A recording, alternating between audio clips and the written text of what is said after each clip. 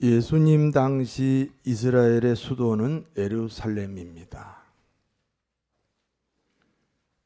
그러므로 예루살렘이 이스라엘의 중심 도시입니다.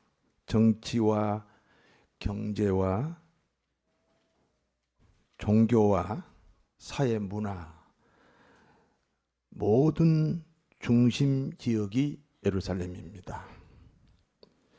예루살렘에서 여리고 쪽으로 3km 가면 베단이라는 마을이 있습니다. 아주 작은 마을입니다. 베단이라는 말 자체가 가난한 사람들 그런 뜻입니다. 그 베단이라는 말이 왜 나왔겠습니까? 왜 마을 이름을 베단이라고 불렀겠습니까? 가난한 사람들이 살기 때문에 이름이 베다니가 된 겁니다. 가난한 사람들이 사는 베다니에 3남매가 있습니다. 일찍이 부모는 세상을 떠났습니다. 오라버니 나사로와 두 여동생 마르다와 마리아, 이렇게 3남매가 살고 있습니다. 예수님은 나사로 3남매 가정에서 의식주를 제공받습니다. 그러니까 예수님의 사역 중심지는 예루살렘이 아닙니다. 예수님의 사역 중심지는 베단입니다. 베단이 나사로 가정과 같이 담임 목사님 사역을 돕는 가정들 되시기를 바랍니다. 부부가 신앙을 서로 도와줘야 돼요. 신앙을 도와준다기보다는 교회에서 적응을 잘하도록 도와줘야 돼요. 남편이 삐지면 아내는 삐지지 말아야 돼요.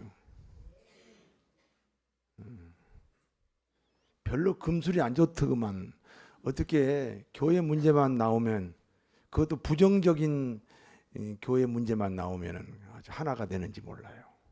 서로 붙잡아 줘야 돼요. 믿습니까? 네. 교회 생활을 잘하는 것이 신앙 생활을 잘하는 거예요. 예수님이 남쪽 사역을 하던 어느 날입니다. 때가 되어서 예수님이 제자들과 함께 베다니 마을로 가셨습니다. 나사로 가정에서 의식주를 제공받기 위해서입니다. 마르다가 주님 일행을 보고 반갑게 영접합니다.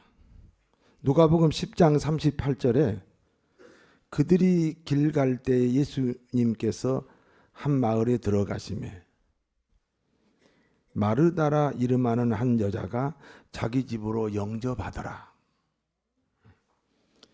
예수님은 여러분 마음 밖에 계십니다. 그래서 찬송을 3번 연달아 부르면서 마지막 찬송은 손뼉을 치면서 부르는 이유도 그동안에 마음의 문을 좀 열어라 그런 뜻이에요. 좀 열렸어요? 손뼉 안 치면 안 열려요. 그런데 이상하게 치면 열려요. 무슨 말인지 알아요? 어떤 사람이 미워 죽겠는데 미워 죽겠어요. 그런데 그 앞에 가서 사랑한다고 10번만 말하면 사랑하는 마음이 생겨버려요. 예.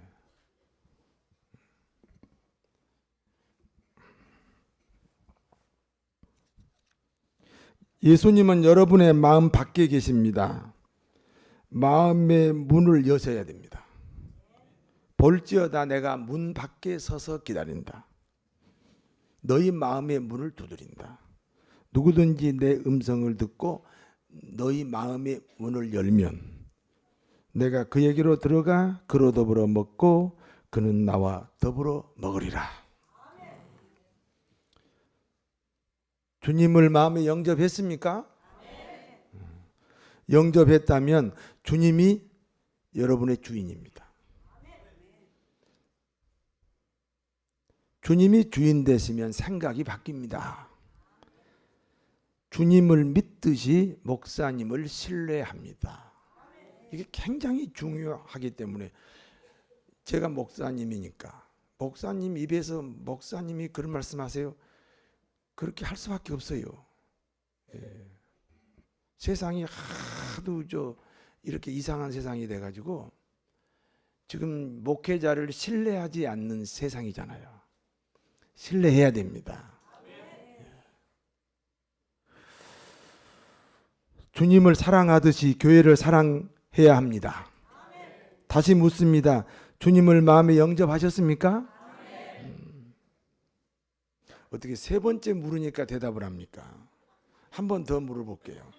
진짜 여러분 마음에 예수님 영접하셨어요? 네. 영접했다면 자기 스타일을 버릴 수 있어야 됩니다. 영접했다면 자기 방식만 고집할 수 없습니다. 다시 한번 묻습니다. 주님을 영접했습니까? 그러면 여러분의 문제는 주님이 해결합니다. 여러분 속의 질병은 주님이 치료합니다.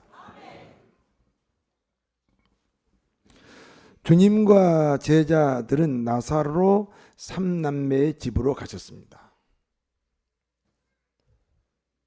주님이 나사로 집으로 들어가실 때는 식사 시간이 지나버린 시간입니다.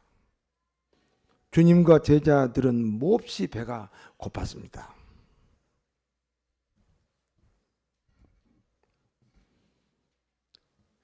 어떤 시아버님이 그렇게 반천투정을 한대요. 그래서 며느리가 보통 12시 반에 식사하는데 그날은 1시 반에 식사를 드렸대요. 그랬더니 엄청 맛있더라고. 그래요. 맛있다고. 그래서 뭐라고 그래요? 시장이 반찬이라고 그래요. 시장이 반찬이라고. 예수님께서 지금 이 식사 때를 건너뛰어 가지고 몹시 배가 고픈 바로 그때에 지금 나사로 가정에 들어가셨고, 그와 같은 형편을 알고 마르다가 열심히 지금 음식을 준비합니다. 동일한 시간에 동생 마리아는 주님 말씀만 듣고 있습니다. 언니 마르다가 마음이 분주합니다. 동생 마리아는 한가로이 말씀만 듣고 있습니다. 그 시골에서 제가 자랐기 때문에 잘 알거든요. 시골에서 농사 지을 때 한참 바쁠 때는 그 무슨 말이 제일 많이 유행하죠? 아, 예. 아주 제가 할 말을 권사님이 하셨어요. 고양이 손이라도 빌고 싶다. 그랬잖아요. 지금 마르다가 지금 주님 일행은 지금 몹시 시장하시죠. 그 식사 시간은 지났잖아요. 그래서 빨리 음식을 지금 준비하기 위해서 고양이 손이라도 빌리고 싶은 그렇게 지금 분주한 시간인데, 동생 마리아는 한가롭게 주님 발치에 앉아가지고 주님이 뭐라고 말씀하시면 아멘, 아멘 그러고 있다는 거예요. 그러니까 언니 마르다가 예수님께 하소연합니다. 주님, 제 동생은 언니의 일을 도와주지 않습니다. 형제지간에 서로 돕고 살아야 하는데 이 바쁜 때에 협조하는 마음이 전혀 없습니다. 주님이 동생에게 언니의 일손을 돕도록 말씀해 주세요. 마르다의 부탁을 받은 주님의 대답입니다. 마르다야, 마르다야. 너는 많은 일로 근심하고 염려한다. 염려할 바에는 안 하는 게 낫다. 잘 들어보세요. 염려할 바에는 안 하는 게 낫다. 걱정할 바에는, 근심할 바에는 안 하는 게 낫다. 제 말이 이해가 되십니까? 예. 불평할 바에는 교사 안 하는 게 낫잖아요. 근심하고 염려할 바에는 찬양대 안 하는 게 낫잖아요.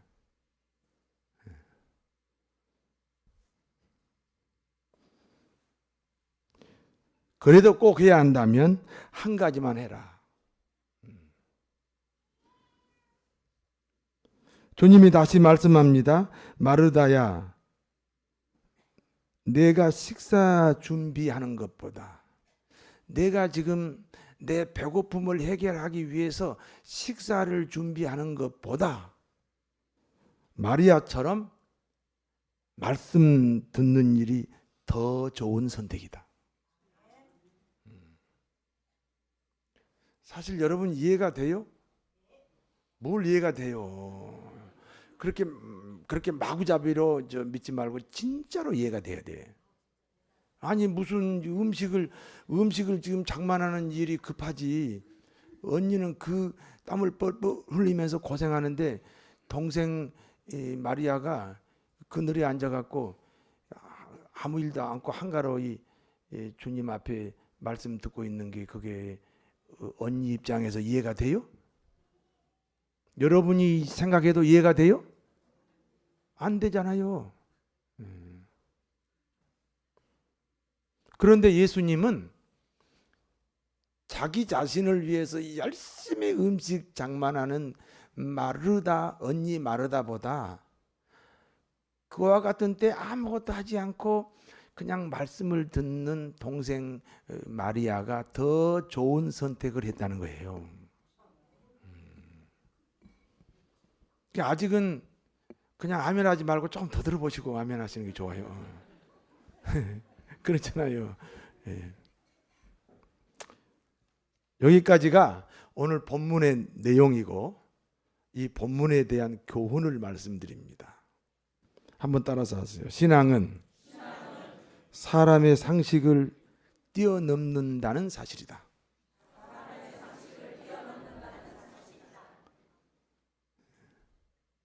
그렇죠?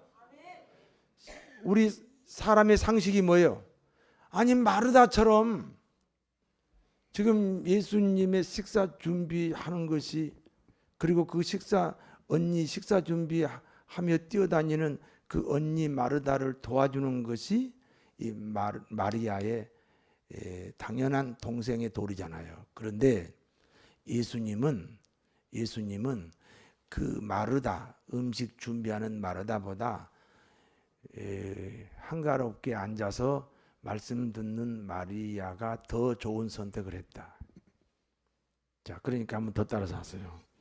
신앙은 사람의 상식을 뛰어넘는다는 사실이다. 지금은 주님이 몹시 배고픈 시간이에요. 어떤 경우보다 식사 준비가 가장 시급합니다. 그것은 사람들의 상식입니다. 그러나 주님은 식사 준비보다 더 귀중한 것이 있다는 겁니다. 그것은 주님의 말씀을 듣는 것입니다. 믿습니까? 주님께 봉사하고 주님께 헌신하는 것보다, 잘 들으세요. 주님께 봉사하고 주님께 헌신하는 것보다 더 중요한 것은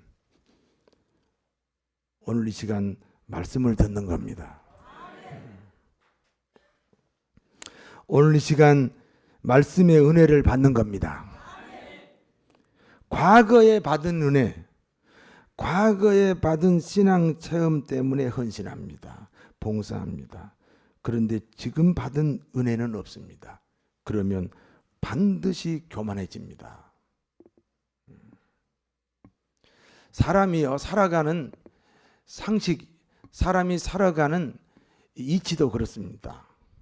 전에 우리가 신월 7동에서 처음에 개척을 했거든요. 그때는 지하실 30평이요. 지하실 30평에서 시작했는데 지금 우리 주차장만 해도 2000평이요. 하나님 복 주셨지요? 지하실 내가 30평에서 이렇게 나오면 1층에 그 쌀가게가 있었어요. 그 쌀가게 장로님, 다른 교회 장로님인데 아무리 봐도 쌀가게에 사람이 없어요. 참 한가하구나. 그러고 생각하는데 장로님이 꼭 지나가면 나를 불러요. 그래가지고 뭐 이런 얘기 저런 얘기 합니다. 그런데 내가 가기만 하면 무슨 얘기 하느냐. 옛날에는 하루에 쌀을 300가마니 팔았다. 지금은요? 한 대도 못 판다. 과거에 붙잡혀 있는 거예요. 과거에 내가 그랬다. 지금은요? 한 대도 못 팔아요.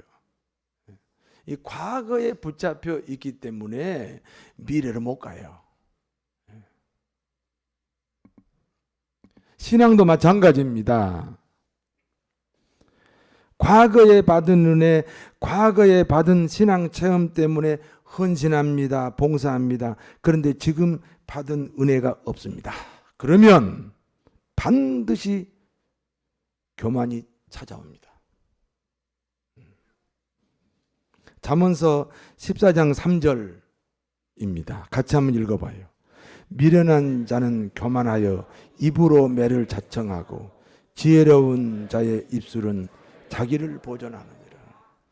잠언서 16장 18절입니다. 같이 읽습니다. 교만은 패망의 선봉이요 거만한 마음은 넘어짐의 앞잡이니라. 에레미야 50장 31절입니다. 같이 읽습니다. 교만한 자여 보라 내가 너를 대적하리니 너의 날 곧 내가 너를 벌할 때가 이르렀음이라. 사도 바울의 간증입니다. 사람들이 사도 바울의 손수건만 만져도 병이 나요. 사도 바울이 기도하니까 죽은 유두고가 살아났어요. 능력의 사도입니다. 그런데 자기 병은 아무리 기도해도 낫지 않아요. 고린도후서 12장 7절 말씀이에요. 여러 계시를 받은 것이 지극히 크므로 너무 자만하지 않게 하시려고 내 육체에 가시 곧 사단의 사자를 주셨으니 이는 나를 쳐서 너무 자만하지 교만하지 않게 하려 하십니다. 그러니까 아니 사도 바울의 손수건만 만져도 병이 낫고 사도 바울이 기도하니까 죽은 유두고도 살아나고 막 그런 대단한 분인데 본인은 간질병으로 설교하다가 갑자기 쓰러져서 막 벗금을 막 입에 물고 막 벌벌벌 떨고 얼마나 창피하고 부끄러운 거예요. 그러니까 사도 바울이 난 목회 좀 잘하게 이 병 고쳐주세요. 다른 사람의 병도 고치면서 왜 내 병은 안 고쳐줘요? 그러니까 하나님이 야, 너 그 병까지 고쳐주면 너 교만해져. 그래서 그 병은 안 고쳐주신다는 거예요.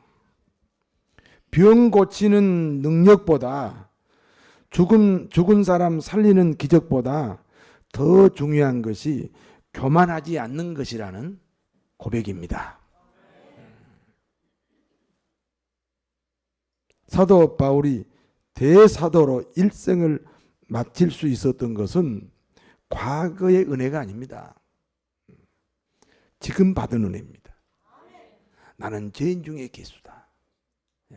자기 예수님 하나님의 그 말씀, 그 하나님이 주시는 빛에 자기를 비추어 보니까 자기는 정말 형편없는 죄인이에요. 죄인 중에 내가 괴수다. 자기 발견이죠. 이게 지금 받은 은혜예요. 과거의 은혜가 아니라 지금 받은 은혜 때문에 그가 일생을 헌신할 수 있었다. 기억하시기를 바랍니다. 하나님께 봉사하는 사람들의 영적 질서입니다. 제가 예를 들어서 얘기하는 거예요. 교사를 한번 예를 들어 볼게요. 주일 예배에 참석해야 됩니다. 주일 예배가 어떤 예배예요? 1부 예배 8시 반, 2부 예배 10시, 3부 예배 지금 여러분이 드리는 3부 예배, 이 1부, 2부, 3부 예배를 드리고 그리고 자기 부서에서 봉사를 해야 됩니다. 교사라고 하면 영아부도 있고 유치부도 있고 유년부, 초등부, 중등부, 고등부 있잖아요. 반드시 목사님이 인도하는 1부, 2부, 3부 예배를 드리고 그리고 자기 부서에서 어린이를 가르치고 자기 부서 예배를 그 다음에 드려야 된다. 허락 없이 2번 이상 결석하면 교사 자격 상실합니다. 다시 봉사하시려면 담임 목사의 심의를 거쳐야 됩니다. 허락 없이 2번 이상. 허락을 받으면 10번도 괜찮겠지요. 그게 질서를 지키는 거잖아요. 세상에 허락 없이 어떻게 결석을 해요? 식사 당번입니다. 반드시 주일 예배를 드려야 됩니다. 주일 예배는 1부, 2부, 3부예요. 주일 예배 드리지 않고 식당 봉사만 해서는 안 됩니다. 믿습니까? 교회 항존직입니다. 저를 보세요. 항존직이 뭐예요? 안수집사, 권사, 장로, 항존직입니다. 주일 예배 참석은 필수입니다. 주중에 한 번의 예배와 교회 여러 가지 행사에 의무적으로 참여해야 됩니다. 그러니까 아이고 우린 설의 집사인데 그러면 그러면 안 해도 되느냐? 저희 교회는 다른 교회에서 안수 집사가 된 다음에 오시면 그냥 안수 집사로 권사로 승계를 해줍니다. 혹시 명단에 빠졌으면 그냥 빠진 거지 인정 안 하는 게 아니에요. 모든 안수는 하나님이 주셔요. 그렇기 때문에 저희는 인정을 합니다. 그 대신에 의무사항이 있어요. 주일 예배는 절대 빠지지 마라. 그 다음에 주중에도 한 번 정도는 예배를 참석하시든지 교회 프로그램을 참석하시든지 성경 공부를 참석하시든지 주중에 하나는 참석해야 된다.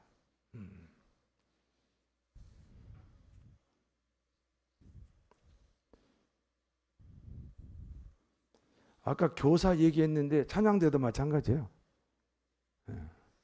찬양대도 허락을 받고 결석을 해야 돼요. 허락 없이 결석을 2번 이상 하면 다시 성가대 하고 싶으면 제가 허락을 해줘야 돼요. 아마 그때 제가 허락을 하는 방법이 무엇인지 궁금하시지요? 네, 안 가르쳐 줍니다. 따라서 신앙생활이란 교회 중심 생활입니다. 교회 일은 불참하면서 자기들끼리 친교하면 안 됩니다. 그런 그 선례가 너무 많아요. 그게 다른 사람에게 누가 될까봐 얘기 안 하는 것뿐이에요. 우리 신월동 얘기만 할게요. 새 집사가 너무 친해. 친한 건 아주 좋은 거예요. 옆에 사람 인사해서 당신하고 나하고 친하게 지냅시다 해보세요. 네. 그런데 새 가정이 다 주일날 안 나왔어요. 그래서 왜 안 나왔을까? 나는 걱정이 돼가지고 전화를 했더니 이제 첫 번째 집입니다. 어머니가 불러서 갔습니다. 그럼 어머니가 부르면 가야지. 2번째 집에 전화하니까 목사님 죄송해요. 우리 놀러 갔다 왔어요. 그런데 놀러 갔다 온 멤버가 3집이야. 근데 첫 번째 집은 전화했더니 어머니가 불러서 갔다 그랬어. 그럼 거짓말이죠. 정말 조심스럽게 말씀드려요. 그런데 그 다음 주에 바로 그 주에 그 어머니가 돌아가셨습니다. 그리고 절대 그 세 사람이 서로 뿔뿔이 흩어지고 싸우고 하나님이 흩으셔요. 어떻게 예배를 안 드리고 세 가정이 놀러를 가요. 그래서 그런 일들이 반드시 있어요. 이렇게 얘기해도 그냥 또 놀러 가는 사람이 있어요. 그걸 알아서 하세요.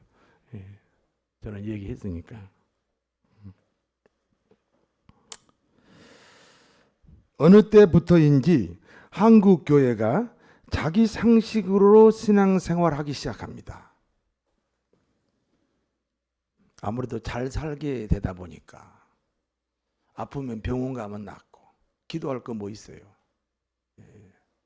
돈 없으면요 그냥 공장에 들어가면 되고. 어느 때부터인지 한국 교회가 자기 상식으로 신앙생활하기 시작했습니다. 우리 교단 작년 교인 숫자 통계를 보니까 전체 한 300만 명, 한 300만 명에서 5만 명이 줄어들었어요. 여러분 5만 명이면 100명 기준으로 500개 교회가 사라진 거예요. 500개 교회가 사라졌으면 목사 일자리 1000개가 줄어든 거예요.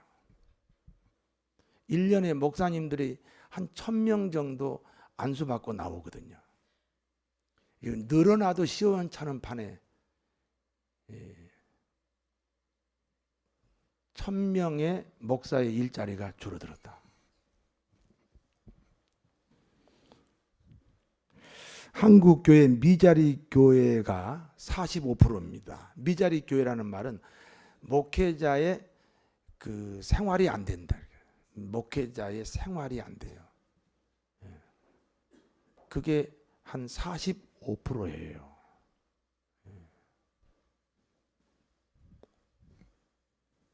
미자리 교회라는 말은 목사님의 생활비가 없는 교회입니다. 그리고 10억 이상 결산하는 교회는 2.8%예요. 2.8% 안에 우리 교회가 들어간다는 사실이에요. 그런데 그러니까 이런 교회를 헐려고 얼마나 사탄이, 특별히 신천지가 얼마나 틈을 타는지 몰라요.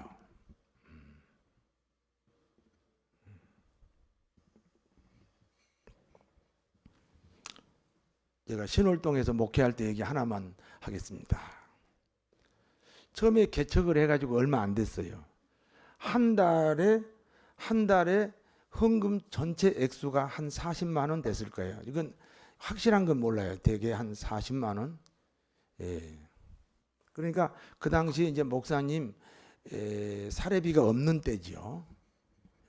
그때 이제 집세가 그때 25만 원이니까 40만 원 들어오면 집세 주고 뭐 전기세 주고 어쩌고 나면 없는 거지요.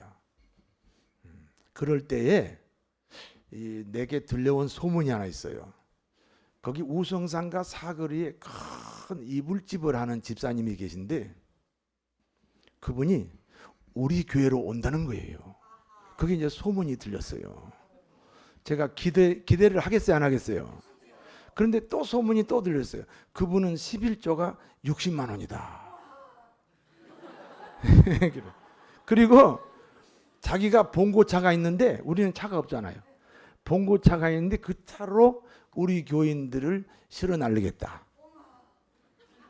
그러니까 막 그런 분이 온다는 거예요. 그런 분이 온다는 거예요. 얼마나 감사한지. 막 가슴이 두근두근이야. 그런데 마치 그분을 길거리에서 만났어요. 근데 그분이 저를 보더니 반가워하면서 목사님, 제가 목사님 교회로 갈 거예요. 제가 목사님 교회를 도울 거예요. 그러니까 제가 그랬어요. 집사님이 교회를 못 돕습니다. 그분 말이 제가 그때 우리 교회 이름이 신월교회를 돕겠습니다. 집사님, 제 말입니다. 집사님, 우리 교회를 돕지 못합니다. 교회가 당신을 돕습니다. 당신이 우리 교회 와서 은혜 받고 감격해서 봉사해야지. 그리고 봉고차로 운행해야지. 11조를 내야지. 아니 어떻게 당신이 교회를 도와요? 어떻게 하나님을 도와요? 교회를 돕겠다는 것은 하나님을 돕겠다는 거거든. 여러분이 하나님을 도와요? 하나님이 여러분을 도와야 돼요. 그래서 내가 그랬어요. 집사님이 우리 교회 못 도와요. 우리 교회가 당신을 도와주면 도와줄 거예요. 그러니까 와서 봉사하세요. 제가 그렇게 말했어요. 근데 그분이 왔을까요? 안 왔을까요? 안 왔어요. 깨달아야 되는데. 그러면 어느 교회 가도 적응을 못 해요. 여러분 오늘 은혜 받으셔야 돼요. 그게 지금 교회의 도움을 받는 거예요. 그리고 봉사하세요. 그 은혜의 감격이 봉사로 나오는 거예요. 믿습니까? 교회는요, 신앙생활은요, 세상이 사는 세상의 상식하고 달라요. 그걸 기억하셔야 돼요. 믿습니까? 언니 마르다가 음식 장만하는 일에 동생 마리아가 도와야 됩니다. 도와야 되죠? 아니 무슨 얘기를 하면, 아니 지금 예수님은 12제자에다가 예수님 또 거기 누가 더 있는지 몰라요. 그 많은 사람이 지금 식사길을 놓쳤다니까요. 몹시 시장하시다니까요. 여러분 주님이 여러분 집에 오셔서 배고프다 그러면 어떻게 해야 돼요? 음식을 장만해야 돼, 안 해야 돼요? 그러면 마르다가 지금 바빠요, 안 바빠요? 그러면 동생 마리아가 좀 도와줘야 돼, 안 도와줘야 돼요? 그게 세상의 상식이에요. 그러나 동생 마리아는 언니를 돕지 않고 말씀만 듣고 있습니다. 상식적으로는 동생 마리아는 잘못되었습니다. 그러나 주님은 동생 마리아가, 우리 상식으로 잘못되었다는 그 동생 마리아가 더 좋은 선택을 했다는 거예요.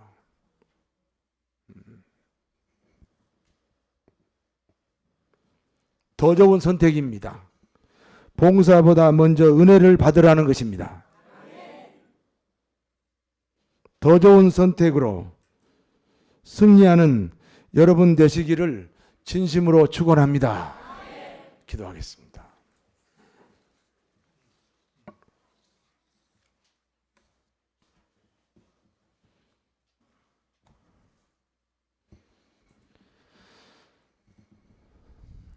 주님은 마르다, 주님은 자기를 위해서 음식을 장만하는 마르다보다